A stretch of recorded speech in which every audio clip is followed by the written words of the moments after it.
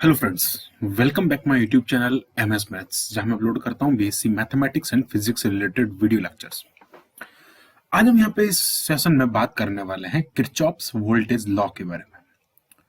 सो DC power supply में हमने बहुत कुछ पढ़ा है इन हमारे जो प्रीवियस वीडियोस हैं उनमें।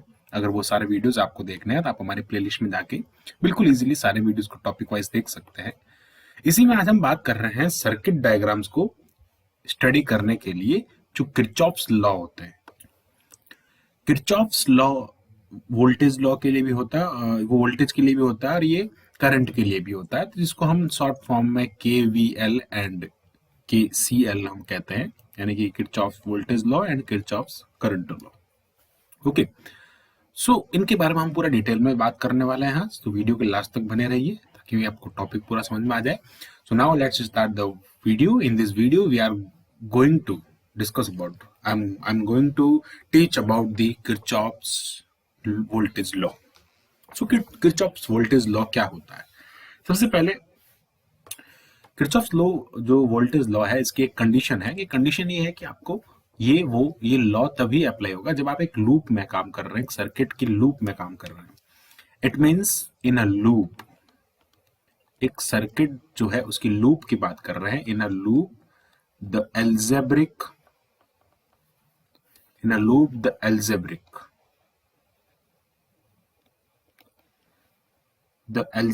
sum of all the voltage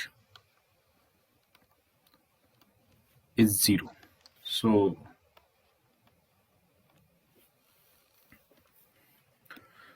what does say this law? That is, in a loop the algebraic sum of all the voltage is zero. अब algebraic sum का क्या मतलब हुआ? यानी कि वो डायरेक्शन पे डिपेंड कर रहा है। एल्जेब्रिक सम मींस क्या हो जाएगा? डायरेक्शन पे डिपेंड कर रहा है कि नेगेटिव है तो नेगेटिव लेना है, पॉजिटिव है तो पॉजिटिव लेना है। In a loop the algebraic sum of all voltage is zero. ये आपको जो है दिस इज जीरो, तो ये जीरो जो है वो चीज होगी। तो हम इसको एक एग्जाम्पल के थ्रू भी समझते हैं। लूप का मतलब क्या हो गया? एक क्लोज्ड सर्किट होना चाहिए आपके पास, ओपन सर्किट नहीं होना चाहिए, क्लोज सर्किट होना चाहिए जिसमें वोल्टेज डिवाइडेड हो रही है। ओके, सो इस लॉ की हम बात करते हैं। इसमें हम कंसिडर करते हैं कि ये हमारा एक सर्किट है और इस सर्किट में यहाँ पे हम कहते हैं कि बैटरी लगा है, यहाँ पे कोई रेजिस्टेंस है, यहाँ पे भी कोई रेजिस्टेंस है और यहाँ पे वापस हम एक रेजिस्टेंस कंसिडर करेंगे। सो दिस इज बैटरी एंड ये कोई इसमें कंपोनेंट रेजिस्टेंस लगा है और इस रेजिस्टेंस में हमने कहा कि this is R1 resistance and this is R2 resistance and this is R3 resistance, plus minus and then this is V।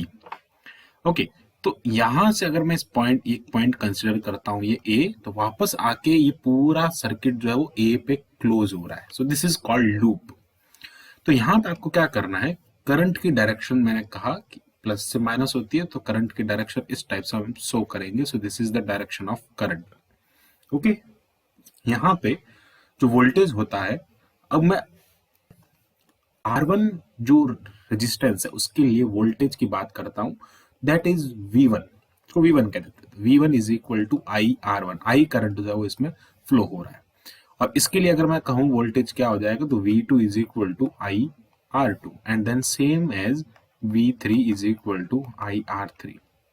Okay, अब यहाँ पे algebraic sum of all the voltage is zero. That means ये voltage भी है इसमें, ये voltage भी है इसमें। अब आपको लूप में डायरेक्शन में चलना है इस करंट के साथ में। ये प्लस होगा, ये माइनस होगा, ये प्लस होगा, ये माइनस होगा, ये प्लस होगा, ये माइनस होगा। अब आप चल कैसे रहे? मान लेते हैं हम करंट की डायरेक्शन में चल रहे हैं, इसको कैलकुलेट करने के लिए ये हमारी डायरेक्शन है। फिर मैं इसको इस टाइप से शो कर देता हूँ। ये हमारी डायरेक्शन है करंट की चलने की। फिर हम जो कैलकुलेट कर रहे हैं केवीएल को, वो इस डायरेक्शन में केवीएल कैलकुलेट हो रहा है। तो क्या होता है कि जिस तरफ से एंटर करते हैं वो साइन जो होता है उसके लॉ के लिए होता है, यानी कि उसके लिए अप्लाई होता है वो साइन। तो सीधा सा क्या कहेंगे हम, इस ए पॉइंट से स्टार्ट होते हैं तो क्या होगा, इसमें एंटर कर रहे हैं तो क्या होगा, पॉजिटिव आई R1 हो जाएगा। सिमिलरली नेक्स्ट क्या हो जाएगा, वापस पॉजिटिव में एंटर कर रहे हैं करंट के साथ में, तो ये क्या हो जाएगा, IR2 हो जाएगा नेक्स्ट। सिमिलरली आगे भी क्या हो जाएगा, ये IR3 हो जाएगा। और जब वापस यहां से एंटर कर रहा है तो कैसे एंटर कर रहा है, इस कंपोनेंट बैटरी में माइनस से, तो ये क्या हो जाएगा, -V is equal to 0। So this is called the algebraic sum. Algebraic sum that is the in this involve the direction and current, जो उसके नेचर जो है, डायरेक्शन जो है वो भी डिपेंड कर रही है, इसलिए इसको एल्जेब्रिक सम कहते हैं। ओके, एक्चुअल में इसका मीनिंग आप ऐसे निकाल सकते हो कि applied voltage in sorry applied voltage is the sum of all divided voltage is equal, यानी कि we can say that IR1 is IR1 plus ये हो जाएगा IR2 प्लस ये हो जाएगा IR3 that is equal to V। It means ये क्या है, applied voltage, sorry divided voltage. Okay, what is this, this is divided voltage. Okay, divided voltage, and what is this is applied voltage। जो divided voltage होता है वो applied voltage के equal होता है, यानी कि यहां से अगर मैं बात करूं तो 20 वोल्ट है, तो इन सब का जो सम है कितना होगा, 20 वोल्ट होगा। तो ये क्या कहता है, KVL लॉ है। ओके, इसको क्या कहता है, Kirchhoff's voltage law.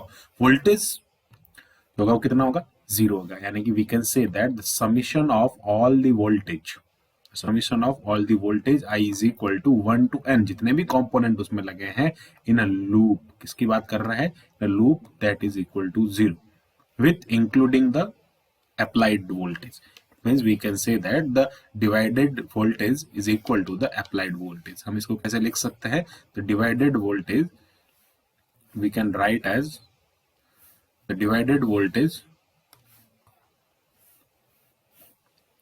the divided voltage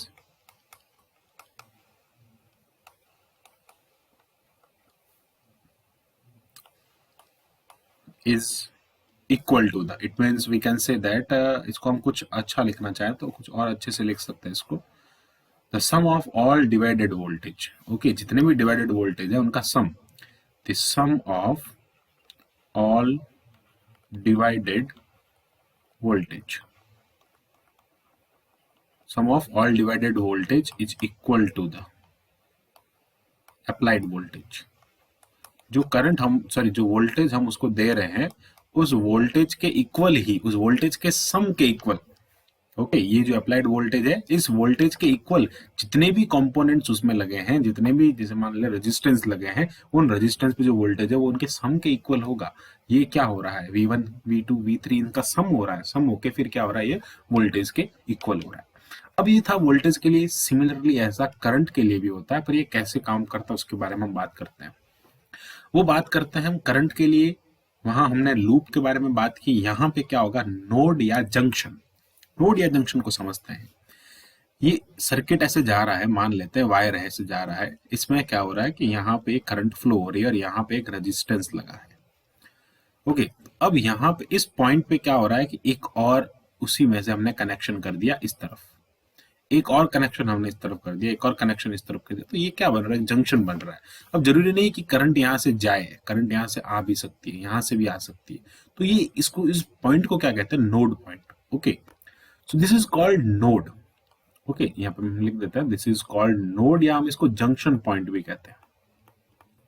this is called और नोड और junction point. So we can write as at the junction point, at the junction point और नोड, इसको नोड भी कहा जाता है, एट द जंक्शन पॉइंट और node the algebraic sum, the algebraic sum of all the currents, all the currents, वो आ रही है या जा रही है, कमिंग इनकमिंग दोनों, current is 0।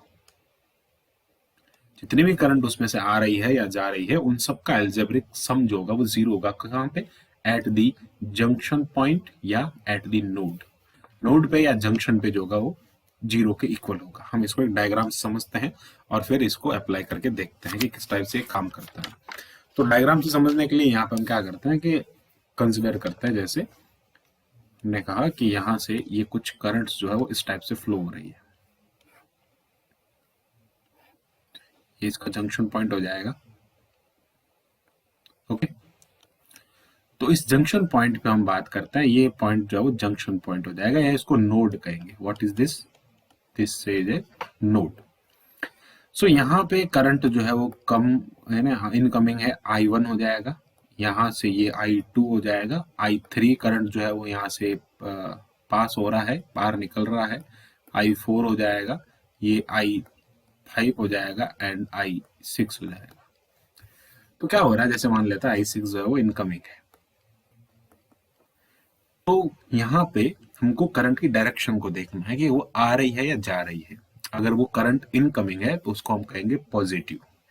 I1 current plus क्या हो जाएगा, I2 करंट, इट मीन्स वो करंट आ रही है। सिमिलरली माइनस क्या हो जाएगा, I3 करंट हो जाएगा। एल्जेब्रिक सम की बात कर रहे हैं ना, माइनस क्या हो जाएगा, I4 हो जाएगा, प्लस क्या हो जाएगा, I5 हो जाएगा, एंड प्लस यहाँ पे हो जाएगा I6, that is equal to the zero.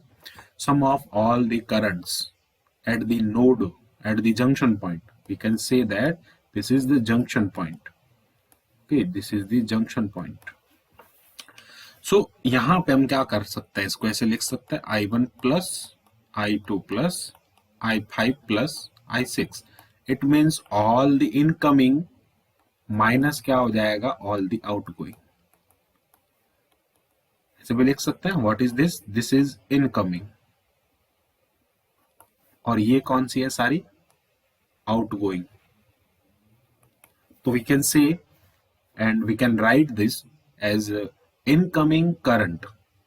Okay, the sum of all incoming current and the sum of all outgoing current is zero. इसे भी लिख सकते हैं, इनकमिंग और आउटगोइंग में दोनों जीरो है। या फिर हम इसको कैसे लिख सकते हैं कि I1 plus I2 plus I5 plus I6 that is equal to the I3 plus I4। We can say that. So यहाँ पे हम क्या लिख सकते हैं, it means all the sum of the all sum of the incoming current, sum of the all incoming current is equal to the sum of all outgoing current. जितनी current उसमें आ रही है उतनी ही करंट उसमें से जा रही है। बात तो वही हुई ना, इनकमिंग करंट की जितनी भी है उनका सम करो और आउटगोइंग करंट उसमें से इसका सम करो और वो दोनों इक्वल होंगे। इट मींस सारी करंट का जो एल्जेब्रिक सम होगा वो क्या होगा, जीरो होगा। This is says that the KCL। Okay, so ये था KCL जिसको हम कहते हैं किरचॉफ्स करंट लॉ, और उससे पहले हमने बात किया KVL के बारे में, यानी कि किरचॉफ्स वोल्टेज लॉ के बारे में। तो ये था, बहुत छोटा सा टॉपिक है KVL एंड KCL। बिल्कुल सिंपल से टॉपिक्स हमने आज वीडियो में डिस्कस किए। And okay, we can write as well as in this topic, so the summation of II means जो भी करंट है I is equal to 1 to I is equal to N, that is equal to the 0. It means at node.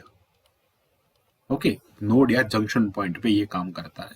तो इस type से हम इसको ऐसे लिख सकते हैं। सो आई होप आपको जो पूरा टॉपिक वो अच्छे से क्लियर हुआ होगा।